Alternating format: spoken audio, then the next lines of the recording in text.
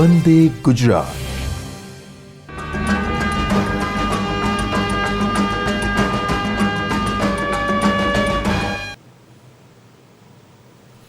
નમસ્કાર તાલીમાર્થી મિત્રો. Electrician ટ્રેડના NSQF level 5 syllabus પ્રમાણે ટ્રેડ થિયરીની લેક્ચર સિરીઝમાં હું નિર્મલ કુમાર પટેલ આપનું હાર્દિક સ્વાગત કરું છું. આજે આપણે ઇન્ડક્શન મોટરના નો લોડ અને બ્લોક્ડ રોટર ટેસ્ટ વિશેની માહિતી મેળવીશું. તો ચાલો આપણે પ્રેઝન્ટેશનના માધ્યમથી આ વિશેની માહિતી પ્રાપ્ત કરીએ. મિત્રો, અગાઉના લેક્ચરમાં તમે શીખ્યા હશો કે ઇન્ડક્શન મોટરની રચના કેવી હોય છે, તેના પ્રકારો કયા કયા છે, ઇન્ડક્શન મોટર કયા સિદ્ધાંત પર કાર્ય કરે છે, તેની ટોર્ક, સ્પીડ વગેરેની કેરેક્ટરિસ્ટિક કેવી હોય છે, વિવિધ પ્રકારના સ્ટાર્ટરોનો પણ આપણે અભ્યાસ કર્યો હશે. હવે આપણે ઇન્ડક્શન મોટરના નો લોડ અને બ્લોક્ડ રોટર ટેસ્ટની જરૂરિયાત શું છે, ઇન્ડક્શન મોટરનો નો લોડ ટેસ્ટ કઈ રીતે કરી શકાય, બ્લોક્ડ રોટર ટેસ્ટ કઈ રીતે કરી શકાય અને આ બંને ટેસ્ટની મદદથી ઇન્ડક્શન મોટરની એફિશિયન્સી અને ઇક્વિવેલન્ટ સર્કિટ કઈ રીતે શોધી શકાય તેના વિશે માહિતી પ્રાપ્ત કરીશું. અને અંતે આપણે આ વિષયના થોડાક ટૂંકા પ્રશ્નોની ચર્ચા કરીશું. ઇન્ડક્શન મોટરના નો લોડ અને બ્લોક્ડ રોટર ટેસ્ટની જરૂરિયાત શું છે? આપણે અગાઉ ભણેલા છીએ તે પ્રમાણે ઇન્ડક્શન મોટર મ્યુચ્યુઅલ ઇન્ડક્શનના સિદ્ધાંત પર કાર્ય કરે છે. તેને આપણે એક ફરતા ટ્રાન્સફોર્મર એટલે કે રિવોલ્વિંગ ટ્રાન્સફોર્મર તરીકે પણ વર્ણવી શકીએ છીએ. ઇન્ડક્શન મોટરની ઇક્વિવેલન્ટ સર્કિટ ટ્રાન્સફોર્મરના જેવી જ હોય છે અને તેના ઘટકો એફિશિયન્સી, ઓપન સર્કિટ ટેસ્ટ અને શોર્ટ સર્કિટ ટેસ્ટ એટલે કે ઇન્ડક્શન મોટરની ભાષામાં વાત કરીએ તો નો લોડ ટેસ્ટ અને બ્લોક્ડ રોટર ટેસ્ટ દ્વારા જાણી શકાય છે. આમ ઓપન સર્કિટ અને શોર્ટ સર્કિટ ટેસ્ટ એ ઇન્ડક્શન મોટર માટે નો લોડ અને બ્લોક્ડ રોટર ટેસ્ટ સમાન છે. તો સૌપ્રથમ આપણે જોઈશું ઇન્ડક્શન મોટરનો નો લોડ ટેસ્ટ. નો લોડ ટેસ્ટ વડે મોટરના કોન્સ્ટન્ટ લોસ શોધી શકાય છે. કોન્સ્ટન્ટ લોસ કયા કયા આવશે? તો તેમાં મેગ્નેટિક લોસીસ આવશે અને મિકેનિકલ લોસ. મિકેનિકલ લોસમાં ફ્રિક્શન લોસ અને વિન્ડેજ લોસ. આ લોસીસ એ મોટરના લોડના આધારે ફેરફાર થતા નથી, માટે આ લોસીસને કોન્સ્ટન્ટ લોસ કહેવામાં આવે છે.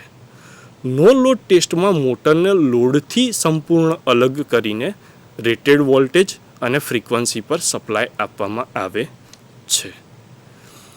આ ટેસ્ટ શરૂ કરતા પહેલાં આપણે ઇન્ડક્શન મોટરની નેમ પ્લેટ પરની માહિતી નોંધી લેવી જરૂરી બને છે.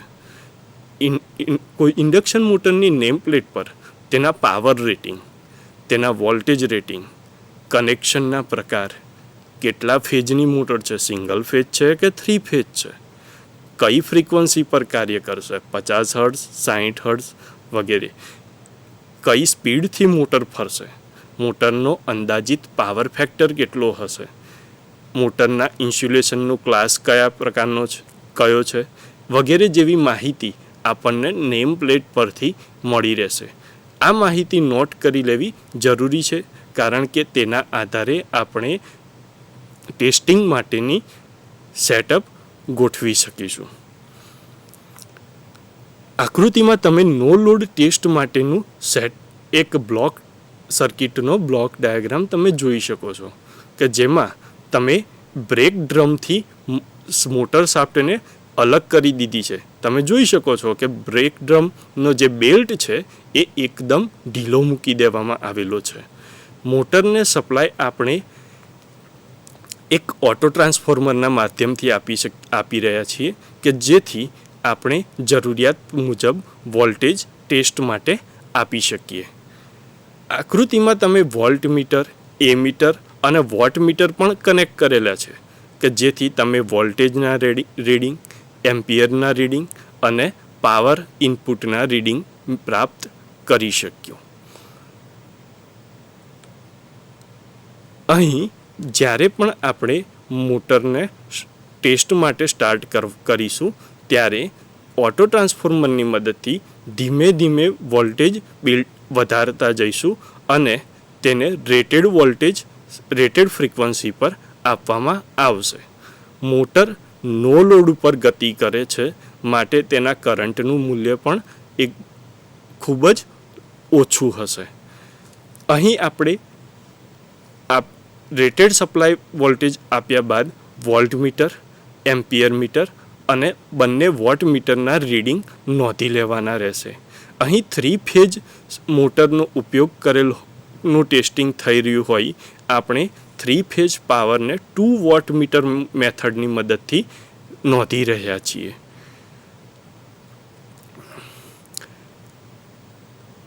મોટરનું નો લોડ પર ફરતી હોવાથી તેનો પાવર ફેક્ટર ખૂબ જ ઓછો મળે છે. કેમ કે લોડને કારણે કોઈપણ પ્રકારનો વધારાનો કરંટ ખેંચાતો નથી. મોટાભાગનો કરંટ તે સ્ટેટર અને આર્મેચર બંનેમાં ફ્લક્સ ઉત્પન્ન કરવા માટે વપરાતો હોવાથી તેનો પાવર ફેક્ટર ખૂબ જ ઓછો 0.5 કરતાં પણ ઓછો મળે છે. આ દરમિયાન સ્ટેટર કરંટ ખૂબ જ ઓછો હોય છે જે મુખ્યત્વે મેગ્નેટાઇઝિંગ કરંટ જ હોય છે જેમાં રેઝિસ્ટિવ વોલ્ટેજ ડ્રોપ ખૂબ જ ઓછો હોય છે. વોટમીટરના રીડિંગ આપણને સ્ટેટર કોર લોસ PCL વડે આપણે જે દર્શાવ્યા છે તે કોર લોસ બરાબર 3G0V², જ્યાં G0 એ વાહકતા છે નો લોડ પરની, V એ સપ્લાય વોલ્ટેજ છે અને તેનો વર્ગ કરવાનો છે. આમ નો લોડ પર કોર લોસ કેટલા થશે? PCL બરાબર 3×G0V². તથા મોટર જ્યારે ફરે છે ત્યારે તેમાં ઘર્ષણ થાય છે એ ફ્રિક્શન લોસીસ, અને જ્યારે કુલિંગ માટેની હવા મોટરના આર્મેચરને અથડાય છે ત્યારે એ વિન્ડેજ લોસીસ ઉત્પન્ન કરે છે. આમ ફ્રિક્શન અને વિન્ડેજ લોસીસ બંને મિકેનિકલ લોસ છે અને તે લોડ પર આધાર ના રાખતા અચળ રહે છે. આમ નો લોડ પર થતા કુલ લોસીસ એ કોર લોસ, ફ્રિક્શન અને વિન્ડેજ લોસ અને સ્ટેટર રેઝિસ્ટરની અંદર થતો પાવર I²R લોસ એના કુલ સરવાળા બરાબર થશે. આકૃતિમાં ગ્રાફમાં તમે જોઈ શકો છો કે ફ્રિક્શન અને વિન્ડેજ લોસ જે બતાવેલા છે તે એકદમ કોન્સ્ટન્ટ છે. અહીં તમે જોઈ શકો છો કે આ જે ફ્રિક્શન અને વિન્ડેજ લોસની લાઈન છે એ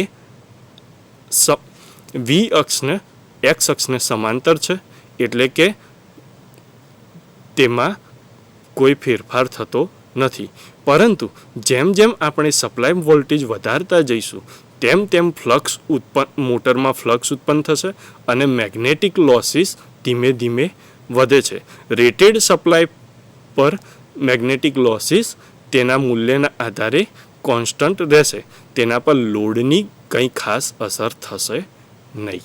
આમ આપણને નો લોડ ટેસ્ટની મદદથી કોન્સ્ટન્ટ લોસીસ પ્રાપ્ત થાય છે. હવે આપણે જોઈશું ઇન્ડક્શન મોટરનો બ્લોક્ડ રોટર ટેસ્ટ. આ ટેસ્ટને આપણે શોર્ટ સર્કિટ ટેસ્ટના સમકક્ષ ગણીએ છીએ. મોટરને બ્રેક ડ્રમ સાથે જોડી રોટરની ગતિને બ્લોક કરવામાં આવે છે. જો સ્લીપ-રિંગ ઇન્ડક્શન મોટર હોય તો મોટરના આર્મેચરને શોર્ટ કરી દેવામાં આવે છે કે જેથી આર્મેચરમાં ફૂલ શોર્ટ કરંટ પસાર થાય. આ દરમિયાન મોટર રેટેડ કરંટ ખેંચે ત્યાં સુધી જ વોલ્ટેજ વધારવામાં આવે છે, જે પ્રાયોગિક રીતે આપણે જોઈએ તો આશરે 5% જેટલા જ સપ્લાય વોલ્ટેજ આપવામાં આવશે. અહીં પાવર ફેક્ટર પણ આપણને 0.8 જેટલો આશરે મળે છે. આકૃતિમાં તમને બ્લોક્ડ રોટર ટેસ્ટ માટેનો સેટઅપ ગોઠવેલું બતાવેલું છે કે જેમાં આપણે 3 ફેઝ ઇન્ડક્શન મોટરને ઓટો ટ્રાન્સફોર્મરની મદદથી વેરિયેબલ સપ્લાય આપી શકીશું. તે મોટરનું શાફ્ટ એ બ્રેક ડ્રમ સાથે જોડી અને બ્રેક ડ્રમના પટ્ટા એકદમ ટાઈટ કરેલા છે કે જેથી આપણે ઇન્ડક્શન મોટરને મહત્તમ લોડ આપી શકીએ અને તેનું રોટર બ્લોક કરી શકીએ. હવે આપણે શું કરવાનું છે? શરૂઆતમાં સપ્લાય સ્વિચ ચાલુ કરતાં પહેલાં આપણે ધ્યાન રાખવાનું છે કે ઓટો ટ્રાન્સફોર્મરના કનેક્શનની પોઝિશન 0 વોલ્ટેજ પર હોય. હવે આપણે ટ્રિપલ પોલ સ્વિચની મદદથી 3 ફેઝ સપ્લાય ચાલુ કરીશું અને ધીમે ધીમે સપ્લાય વોલ્ટેજ ઓટો ટ્રાન્સફોર્મરની મદદથી વધારીશું. જેમ જેમ આપણે ઓટો ટ્રાન્સફોર્મરની મદદથી સપ્લાય વધારતા જઈએ તેની સાથે આપણે એમ્પિયર મીટર પર નજર રાખવાની છે કે પસાર થતો કરંટ તેના ફૂલ લોડ કરંટ રેટિંગ કરતાં વધી જાય નહીં. આપણે ત્યાં સુધી વોલ્ટેજ સપ્લાય વધારીશું કે જ્યાં સુધી તે ફૂલ લોડ કરંટ ખેંચે. જનરલી એવું પ્રેક્ટિકલમાં જોવા મળે છે કે આ વોલ્ટેજ 5% આસપાસ 5થી વધુમાં વધુ 10% સુધી એટલા સપ્લાય વોલ્ટેજ આપવા પર પણ બ્લોક્ડ રોટરમાંથી શોર્ટ સર્કિટ કરંટ પસાર થઈ જાય છે મોટરમાં. હવે આ સમયે આપણે રીડિંગ નોટ કરી લેવાના છે, જેમાં રેટેડ કરંટ આપણે મોટરમાંથી પસાર કર્યો છે તેનું મૂલ્ય, રેટેડ કરંટ પસાર કરવા માટે આપવામાં આવેલા સપ્લાય વોલ્ટેજનું મૂલ્ય, બંને વોટમીટરના રીડિંગ. કેમ કે આપણે 3 ફેઝ મોટરમાં પાવરના માપન માટે 2 વોટમીટર મેથડનો ઉપયોગ કરી અને પાવર માપેલો છે. માટે બંને વોટમીટરના રીડિંગનો કુલ સરવાળો એ મોટર દ્વારા વપરાતા કુલ પાવર બરાબર થશે. જો આપણે ડિજિટલ 3 ફેઝ વોટમીટરનો ઉપયોગ કરેલો હોય તો આપણને આ રીડિંગ સીધું જ મળી શકે છે. હવે આપણે જોઈએ તો વપરાતો પાવર એ મુખ્યત્વે કોપર લોસ દર્શાવતો હશે. કેમ કે આ સમયે સપ્લાય વોલ્ટેજ એકદમ ઓછા આપવામાં આવેલા છે અને મોટરમાંથી ફૂલ લોડ કરંટ પસાર થઈ રહ્યો છે અને આ ફૂલ લોડ કરંટના કારણે તેની અંદર આર્મેચર અને સ્ટેટર બંનેમાં કોપર લોસીસ થતા હશે. હવે આપણે આ બંને ટેસ્ટના રીડિંગ નોંધી લીધા બાદ આપણે શું નોટ કરવાનું થશે? તો આપણે ગણતરી કરીશું ટોટલ લોસીસની. તો નો લોડ ટેસ્ટની મદદથી આપણને મળ્યા છે કોન્સ્ટન્ટ લોસીસ અને ફૂલ બ્લોક્ડ રોટર ટેસ્ટની મદદથી આપણને વેરિયેબલ લોસ એટલે કે કોપર લોસ મળે છે. કોન્સ્ટન્ટ લોસ કયા કયા છે? જે હમણાં જ આપણે ચર્ચા કરી તે પ્રમાણે સ્ટેટરના કોર લોસીસ, ફ્રિક્શન અને વિન્ડેજ લોસીસ છે. અને વેરિયેબલ લોસમાં કોપર લોસ છે કે જે લોડની સાથે સાથે કરંટમાં થતા ફેરફાર પર આધાર રાખે છે. હવે આપણે એફિશિયન્સી મતલબ કે મોટરની કાર્યદક્ષતા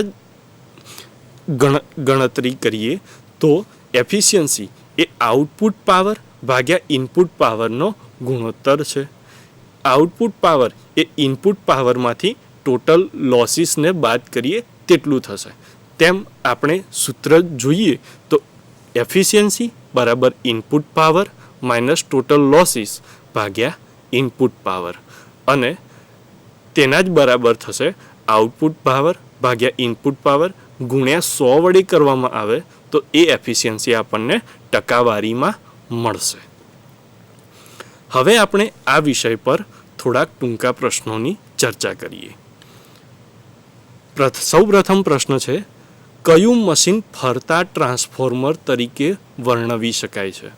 તો આપણે લેક્ચરની શરૂઆતમાં જ જોયું કે ઇન્ડક્શન મોટરને આપણે ફરતા ટ્રાન્સફોર્મર તરીકે વર્ણવી શકીએ છીએ. કઈ રીતે?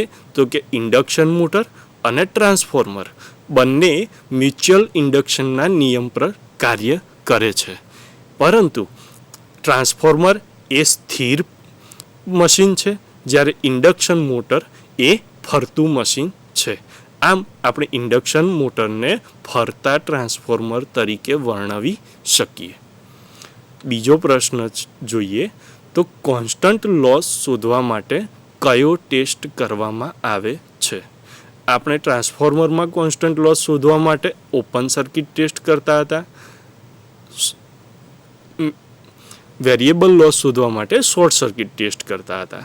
તે જ રીતે આ રિવોલ્વિંગ ટ્રાન્સફોર્મર એટલે કે ઇન્ડક્શન મોટરની અંદર કોન્સ્ટન્ટ લોસ શોધવા માટે નો લોડ ટેસ્ટ કરીએ છીએ, અને તે જ રીતે જો વેરિયેબલ લોસ શોધવા માટેનો પ્રશ્ન પૂછ્યો હોત તો તેનો જવાબ આવત બ્લોક્ડ રોટર અથવા તો ફૂલ લોડ ટેસ્ટ.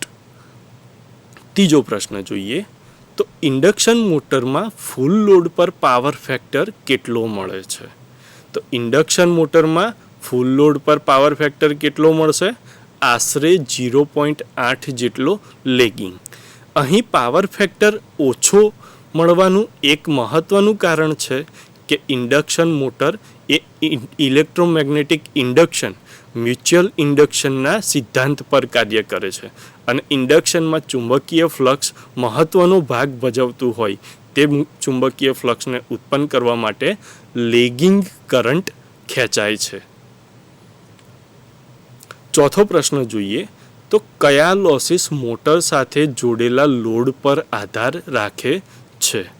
તો વેરિયેબલ લોસ મોટર પર જોડેલા લોડ પર આધાર રાખે છે. જેમ જેમ મોટર પર લોડ વધશે તેમ તેમ મોટર દ્વારા ખેંચાતો કરંટ વધે છે, અને આ આર્મેચર તેમજ સ્ટેટર બંનેમાં કોપર લોસીસ વધે છે. આમ વેરિયેબલ લોસ અથવા તો કોપર લોસ એ મોટર પર જોડાયેલા લોડ પર આધાર રાખે છે. તો મિત્રો, આ સાથે આજનું આ લેક્ચર પૂર્ણ થાય છે. આજની આપણે જે પણ માહિતી પ્રાપ્ત કરી ઇન્ડક્શન મોટરના નો લોડ અને બ્લોક્ડ રોટર ટેસ્ટ વિશે, તેની મદદથી આપણે પ્રેક્ટિકલમાં પણ આ ટેસ્ટ સુગમતાથી કરી શકીશું, અને આ માહિતી આપણને ખૂબ જ ઉપયોગી નીવડશે તેવી આશા રાખું છું. નમસ્કાર.